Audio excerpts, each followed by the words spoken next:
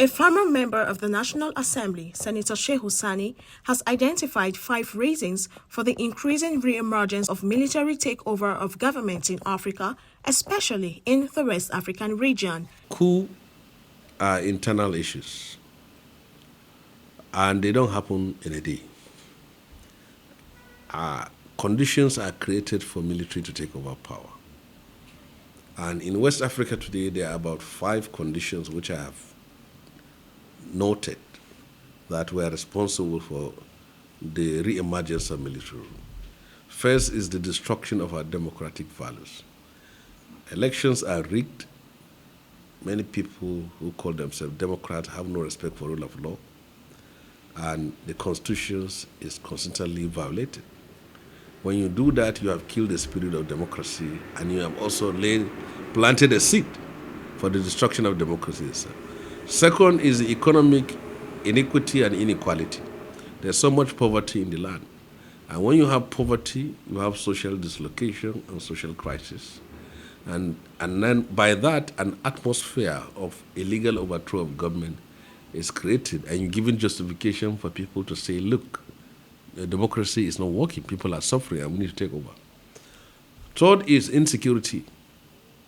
The rise of terror groups in the Sahel, the ISWAP, the Boko Haram, the Ansaru, now has made civilian authorities to be dependent on the military for their own safety and security. And it's the military that are on the front line, and they are the ones who are dying. Despite being subordinate to democratic institutions, but there is so much reliance on them. And now give them that thinking, that mental direction that they should be in charge.